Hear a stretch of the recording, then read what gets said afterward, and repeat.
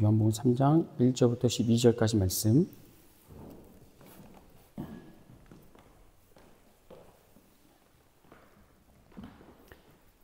저하고 한 절씩 교독해서 읽도록 하겠습니다. 1절입니다. 그런데 바리새인 중에 니고데모라 하는 사람이 있으니 유대인의 지도자라.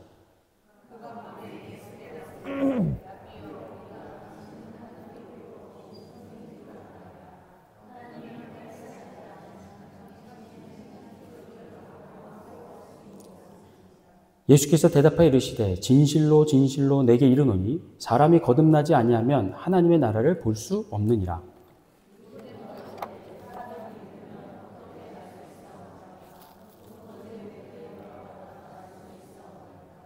예수께서 대답하시되 진실로 진실로 내게 이르노니 사람이 물과 성령으로 나지 아니하면 하나님의 나라에 들어갈 수 없느니라. 내가 내게 거듭나야 하겠다는 말을 놀랍게 여기지 말라.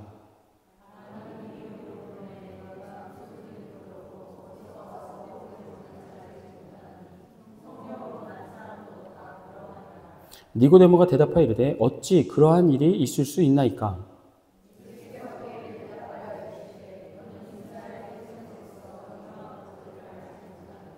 진실로 진실로 내게 이르노니 우리는 아는 것을 말하고 본 것을 증언하노라. 그러나 너희가 우리의 증언을 받지 아니하는도다. 내가 땅의 일을 말하여도 너희가 믿지 아니하거든. 하물며 하늘의 일을 말하면 어떻게 믿겠느냐. 아멘. 이 시간에는 성령으로 난 자, 성령으로 난 사람이라는 제목으로 하나님 말씀을 증거하도록 하겠습니다. 우리가 읽었던 본문 말씀 속에는 니고데모라고 하는 인물이 이제 등장을 하는데, 먼저 그가 어떤 인물이고 예수님을 찾아온 목적이 무엇인지부터 하나씩 이제 살펴보도록 하겠습니다. 본문 1절을 다시 보시면, 그런데 바리새인 중에 니고데모라 하는 사람이 있으니 유대인의 지도자라 라고 해서 니고데모는 바리새인이며 유대인의 지도자라는 걸 우리는 알 수 있습니다. 근데 여기서 유대인의 지도자란 당시 사내들인 공회원 소속임을 의미하는데, 줄여서 성경에는 공회라고도 나옵니다. 이 공회라고도 부르는 사내들인 공회는 대제사장을 의장으로 하고 총 71명, 71명의 회원들로 구성이 되어 있었고, 그 회원들의 대부분이 제사장 출신의 사두개인과 율법학자 출신의 바리새인으로 양분되어져 있었습니다.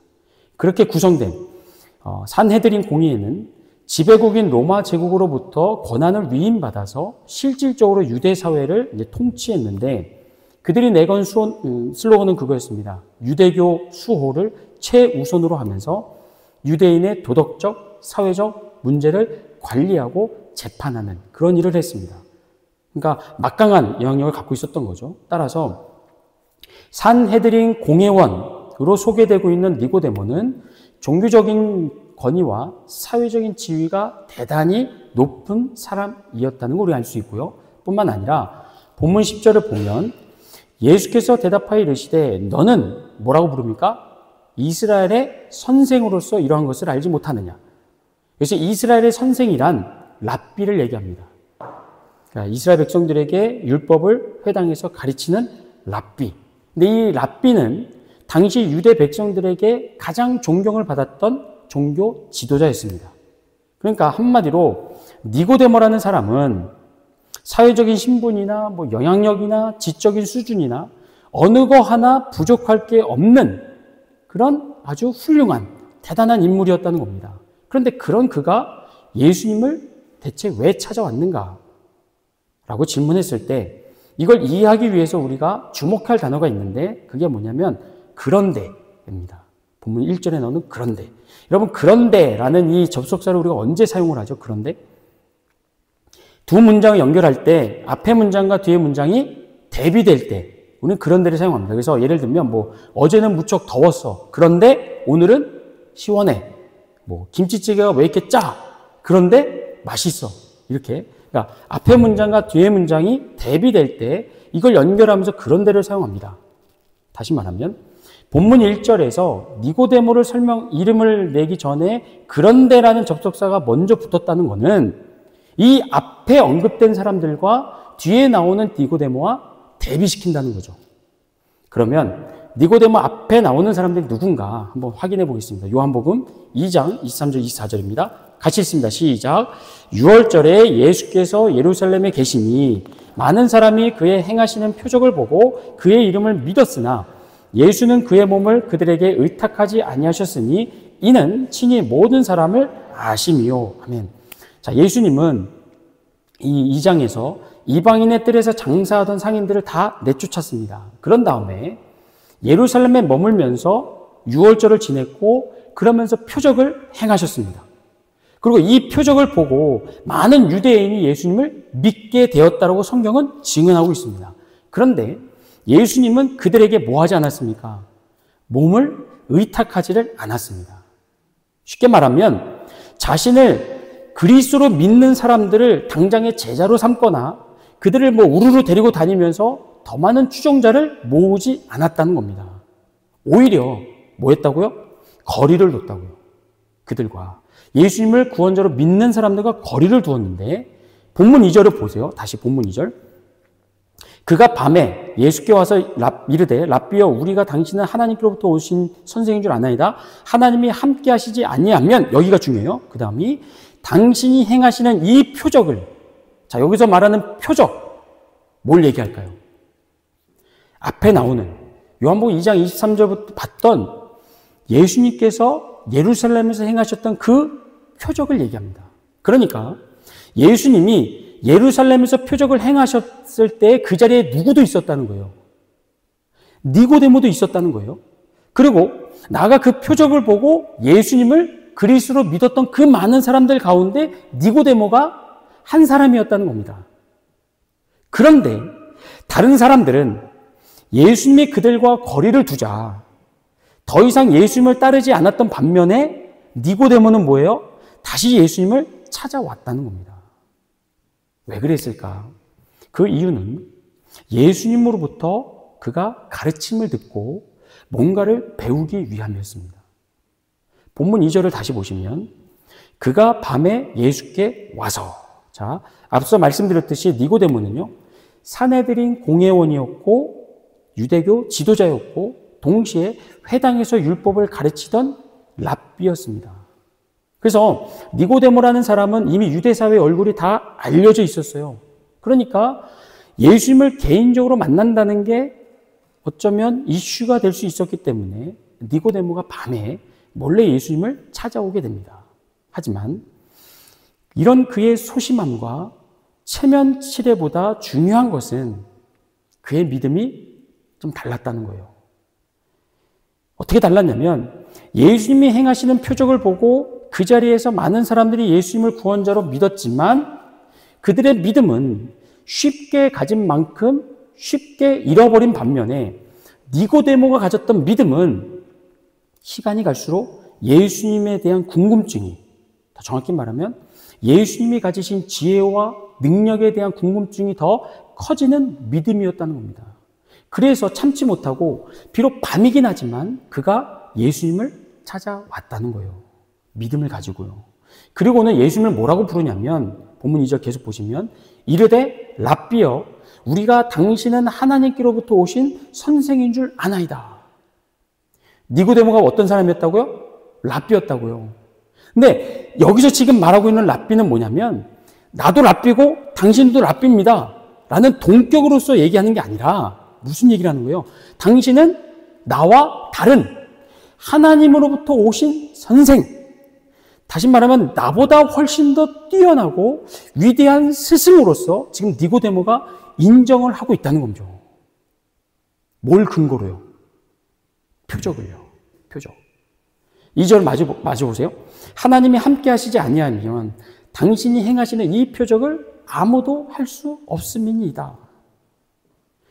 니고데모는 지금 예수님이 전에 행하셨던 그 표적에 놀라고 그것에 매료될 뿐만 아니라 그런 표적을 가능케 했던 예수님의 신적인 능력과 권세, 다시 말하면 예수님 배후에서 역사하시는 하나님, 그 하나님께 관심을 갖고 그 하나님에 대해서 알고자 지금 나온 거였습니다. 그래서 니고데모가 예수님을 뭐라고 고백했다고요? 나도 랍비고 당신도 랍비입니다가 아니라 당신은 나와 다른 하나님께로부터 오신 선생입니다. 라고 존경을 담았던 거예요.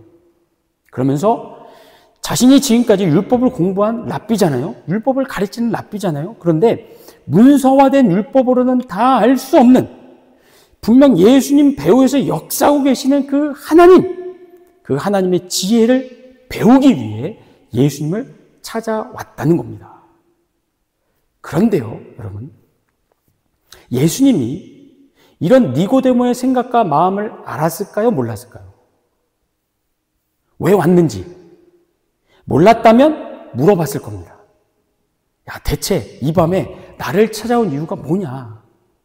근데 본문 3절을 보세요. 3절 같이 읽습니다. 시작. 예수께서 대답하여 이르시되 진실로 진실로 내게 이르노니 사람이 거듭나지 아니하면 하나님의 나라를 볼 수 없느니라. 아멘. 2절에서 니고데모는 예수님께 뭔가를 질문하지 않았어요. 봤잖아요. 그죠? 단지 그가 예수님에 대해서 갖고 있었던 생각과 믿음을 고백한 게 다였습니다. 그런데 그 말을 듣고 예수님이 뭐라고 반응을 한 거예요? 니고데모한테 그래, 네 말이 맞다. 아니면 아니야, 네 말이 틀렸다. 혹은 나를 찾아온 이유가 뭐냐? 이런 식의 반응이 아니라 거듭남과 하나님의 나라에 대해서 말씀하셨다는 거죠. 마치 2절과 3절을 보면 동문서답처럼 보입니다만 여기에 두 가지 의미가 담겨 있습니다. 첫 번째는 뭐냐면 예수님께서 니고데모가 왜 왔는지를 이미 알고 있었다는 거예요. 예수님이 행하신 표적 자체에 꽂혀서 그 또 다른 표적을 예수님한테 구하러 온 게 아니라 그것보다 더 진지하게 말씀했던 것처럼 예수님의 신적인 능력과 권세, 그것을 부여하신 하나님의 그 역사하심을 배우러 왔다는 걸 예수님이 알고 있었습니다. 때문에 그가 마음에 품고 있었던 이 질문을 꿰뚫어 보시고 그가 묻기도 전에 바로 말씀을 하신 거예요. 대답을 하셨다는 거예요. 하지만 이것보다 두 번째 의미가 더 중요한데 뭐냐면 지금 니고데모가 궁금해하고 있는 그 내용을 그가 알기 위해서는 거듭남이 필요하다는 거예요. 거듭남. 이제부터가 재밌어지는 거예요. 자, 하나님이 제게 주신 기쁨을 여러분에게 주실 수 있기를 축복합니다. 아멘. 이제부터 재밌어지는 거예요. 보세요. 예수님은 니고데모가 품고 있는 질문을 이미 아셨습니다. 그래서 그 주제로 바로 들어가요. 바로 들어가는데 예수님이 제일 먼저 그에게 하신 말씀이 뭐냐면 니고데모야, 네가 궁금해하고 있는 하나님의 능력과 지혜를 너가 알려면 뭐가 필요하다고요? 먼저 뭐가 선행돼야 되는 거예요? 거듭남이 필요하다는 겁니다. 그걸 예수님이 3절에서 말씀하신 거예요. 너 그냥은 몰라. 아무리 얘기해도. 거듭나야 돼, 너가. 자, 여기서 우리말 거듭나다로 번역된 한번 PPT 보세요. 헬라어는 한 단어가 아니라 두 단어로 되어 있습니다. 두 단어. 어떻게 되어 있냐면 출산하다, 해산하다라는 뜻의 헬라어 덴네테와 위로부터 또는 새로, 다시라는 뜻의 헬라어 아노텐이 합쳐져서 우리말로 거듭나다, 영어로는 born again으로 번역이 되는 겁니다. 그런데 예수님이 본문 3절에서 강조했던 거듭남의 의미가 뭐냐면 단순히 다시 태어나다가 아니라 위로부터, 즉 하나님이 주시는 성령으로 새로워지는 것을 의미한 것입니다. 거듭남이. 다시요. 예수님께서 니고데모에게 말씀하신 거듭남은 다시 엄마 뱃속에 들어갔다가 나오는 그런 피지컬한 본 어게인이 아니라 무엇으로? 하나님의 성령으로, 위로부터 오는 하나님의 성령으로 새롭게 변화되는 것을 의미했다는 거예요. 그런데 본문 4절 보세요. 4절 같이 읽습니다. 시작. 니고데모가 이르되 사람이 늙으면 어떻게 날 수 있사옵나이까? 두 번째 모태에 들어갔다가 날 수 있사옵나이까? 대번에 니고데모는 예수님이 말씀하시는 거듭남을 뭐로 이해했습니까? 피지컬리 엄마 뱃속에 들어갔다 다시 나오는 그런 born again으로 이해했다는 거예요. 그래서 사람이 어떻게 다시 태어날 수 있냐면서 어리둥절해하고 있었다는 겁니다. 그러자 예수님이 조금 더 자세하게 거듭남을 설명하시는데 본문 5절을 보세요. 5절. 예수께서 대답하시되 진실로 진실로 내게 이르노니 사람이 물과 성령으로 나지 아니하면 하나님의 나라에 들어갈 수 없느니라. 자, 예수님은 거듭남에 대해서 어떻게 거듭날 수 있다고요? 사람이 물과 성령으로 나는 것이다라고 얘기를 해요. 여기서 물은 세례 요한의 세례를 의미하고 성령은 예수님의 성령 세례를 의미합니다. 어떻게 이렇게 되는지를 이제 볼게요. 요한복음 1장 32절 같이 볼게요. 시작. 요한이, 여기서 요한은 누굽니까? 요한은 예수님에게 세례를 주었던 세례 요한을 의미합니다. 그가 증언하여 이르되 내가 봄에 성령이 비둘기같이 하늘로부터 내려와서 그의 위에 머물렀더라. 나도 그를 알지 못하였으나 나를 보내어 물로 세례를 베풀라 하신 그이가 나에게 말씀하시되 성령이 내려서 누구 위에든지 머무는 것을 보거든 그가 곧 성령으로 세례를 베푸는 이인 줄 알라. 자, 여기서 말하는 성령으로 세례를 베푸는 이가 누굽니까? 예수님이잖아요. 예수님. 그죠? 이렇게 세례 요한은 지금 물로 상징되고 대표되는 자신의 세례와 성령으로 대표되는 예수님의 세례를 구분해서 얘기하고 있는 거예요. 내가 주는 물 세례와 장차 예수님이 주실 성령 세례가 다르다는 걸 지금 얘기하고 있는 거예요. 그럼 세례 요한의 물 세례는 어떤 의미와 효력을 갖고 있었는가? 마가복음 1장 4절로 갑니다. 1장 4절. 여러분 재밌으시죠? 이렇게 찾아가는 게. 마가복음 1장 4절.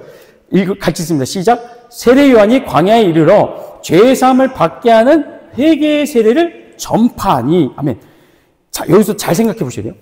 여러분 구약 성경의 율법에서 죄를 사할 수 있는 방법이 뭐죠? 어떻게 죄를 사합니까? 율법에서는요. 짐승을 제물로 드리는 제사를 통해서 죄를 사합니다. 뭐가 아니고요. 세례가 아니고요.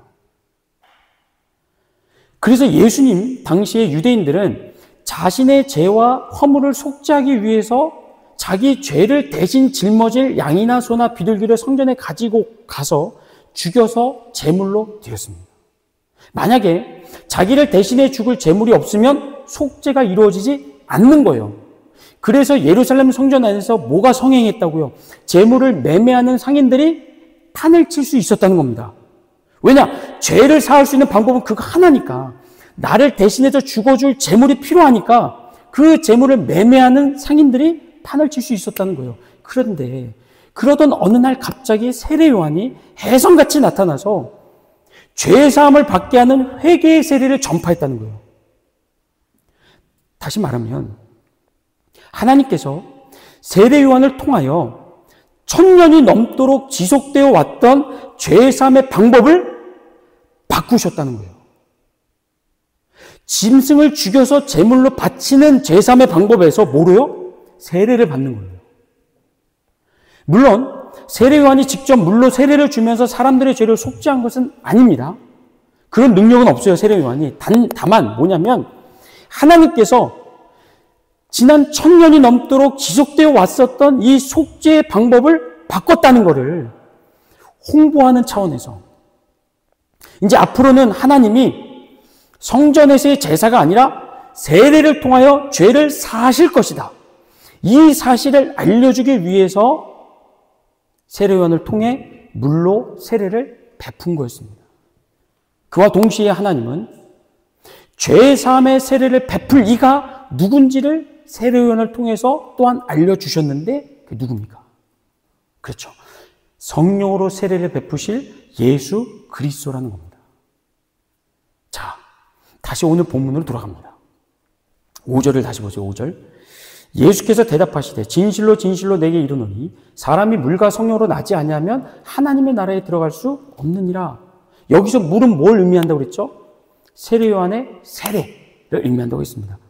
그리고 그 역할은 죄 사함이 아니라 사람들이 갖고 있었던 생각을 뭐 하는 거예요? 바꿔주는 거예요. 성전에서 드리는 제사를 통해서가 아니라 이제는 세례를 통해서 죄 사함을 받을 수 있다는 생각을 바꿔주는 거예요. 즉 예수님이 본문 5절에서 말씀하신 물은 더 쉽게 말하면 우리가 흔히 하는 말로 패러다임의 시프트를 의미합니다. 패러다임 시프트. 지금까지 지속되어 왔던 죄사함의 방법인 성전에서의 제사를 대체하는 새로운 죄사함의 방법으로서 세례를 받아들이는 것. 다시 말하면 유대교의 율법과 오랜 전통을 깨고 나와서 새로운 하나님의 계획과 방향으로 들어가는, 돌아서는 이런 패러다임의 시프트가 바로 거듭남의 시작이라는 겁니다. 그리고 이 패러다임의 시프트가 제대로 이루어져야만 그 다음인 성령 세례로 넘어갈 수 있고, 성령 세례를 받은 자만이 뭘 알 수 있다고요? 니고데모가 궁금해하고 있는 하나님의 능력과 지혜를 제대로 알 수 있다는 얘기입니다. 그런데 만약 이게 안 되면, 죄사함의 방법에 대한 패러다임의 시프트가 이루어지지 않아서 여전히 유대교의 율법과 전통에 갇혀 성전에서의 제사를 중요하게 여기게 되면 뭘 알 수 없다고요? 예수님을 통해 드러나는 하나님의 능력과 지혜를 결코 알 수 없다는 겁니다. 그런데 지금 이렇게 유대교 안에 갇혀 있는, 유대교의 율법과 전통과 관습을 벗어나지 못하는 구시대적인 사람의 대표가 누구라고요? 그게 니고데모라는 거예요. 그게. 본문 9절 보세요. 본문 9절. 자, 같이 있습니다. 시작. 니고데모가 대답하여 이르되 어찌 그러한 일이 있을 수 있나이까? 여러분, 이게 무슨 말입니까? 지금까지 예수님이 하셨던 말씀을 니고데모가 하나도 못 알아들었다는 거예요. 하나도. 성령 세례는 고사하고 거듭남의 입문, 패러다임의 시프트가 일어나지 않았기 때문에 여전히 니고데모는 뭐라고 생각하는 거예요? 제사함을 받기 위해서는 성전에서 제사 드려야죠. 짐승을 죽여야죠. 그러니까 유대교의 율법과 전통의 관습에 갇혀 있었기 때문에 지금 예수님이 말씀하시는 거듭남을 전혀 이해를 못했다는 겁니다. 여러분, 니고데모는 우리가 처음에 살펴봤듯이 못 배운 사람이 아니었습니다. 그렇다고 뭐 정신적으로 문제가 있거나 지능이 아주 낮은 것도 아니었습니다.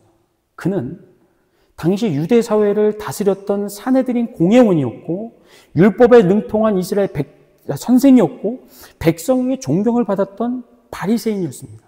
따지고 보면 0.001% 안에 들어가는 엘리트 중에 엘리트가 니고데모였습니다. 그런데 중요한 건 이렇게 잘나고 똑똑한 그가 세례 요한의 물 세례조차도 이해하거나 받아들이지를 못했다는 겁니다. 왜냐? 지금까지 그가 살면서 배우고 익히고 경험했던 유대교의 율법과 오랜 전통을 벗어나지 못했기 때문이에요. 이런 니고데모의 모습이 오늘 우리에게 주는 교훈은 뭐냐면 하나님의 성령으로 새롭게 되는, 그래서 하나님의 능력과 지혜를 아는 것은 내 노력과 실력으로 되는 게 아니라는 겁니다. 지금 이 자리에 모여있는 저를 포함해서 여러분 가운데 본문 속 니고데모보다 더 똑똑하고 잘났다라고 자랑할 수 있는 분이 계십니까? 2000년 전 그가 유대 사회에서 가졌던 사회적인 지위와 명성과 영향력과 사람들의 존경을 뛰어넘는 그런 대단하고 탁월한 사람이 우리 가운데 있냐 말입니다. 그런데 우리는 어떻게 거듭났죠? 이겁니다. 어떻게 우리는 성전에서 제사가 아니라 예수님을 통해서 구원을 받고 죄사함을 받고 성령을 받아서 하나님의 자녀가 될 수 있었냐 말입니다. 우리가 니고데모보다 똑똑한 게 아닌데, 잘난 게 아닌데. 본문 8절에 있습니다. 8절 시작.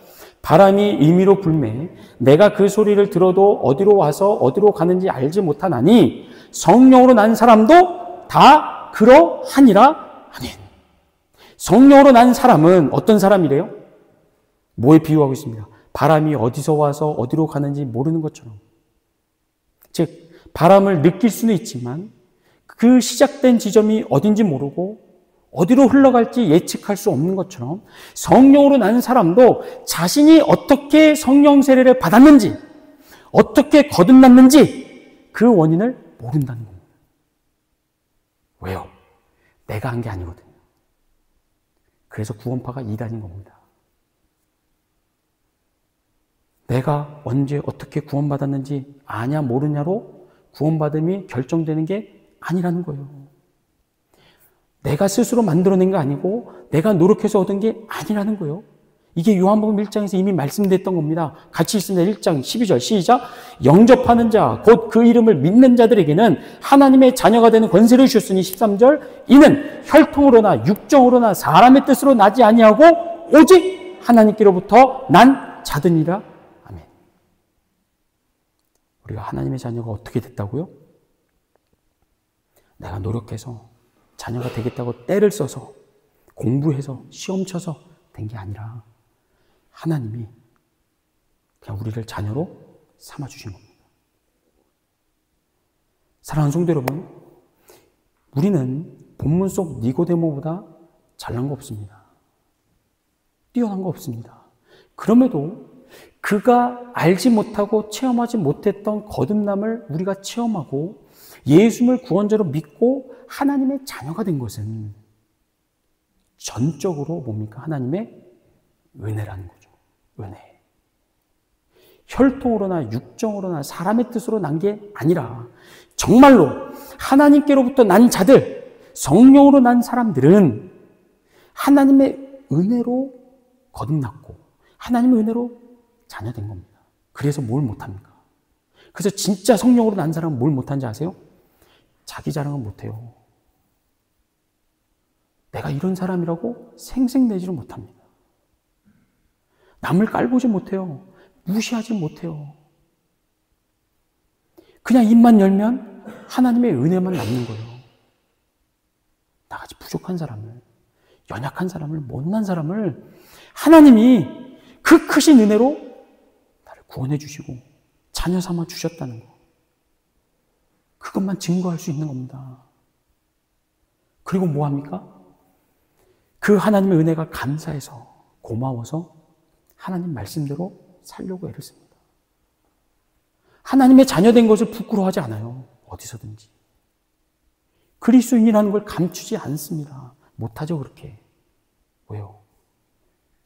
너무 감사하니까. 너무 고마우니까. 그래서 하나님이 기뻐하시는 삶을 살아가는, 더 살아가고 더 순종하고 더 하나님의 영광을 드러내는 사람들이 성녀로 난 사람들이라는 사실입니다. 이걸 오늘 니고데모와 예수님의 대화 속에서 우리에게 말씀해 주고 있는 거예요. 너네가 어떻게 거듭난지 아느냐? 너네가 어떻게 하나님의 자녀가 된 줄 아느냐? 너네 잘나서 그런 거 아니야?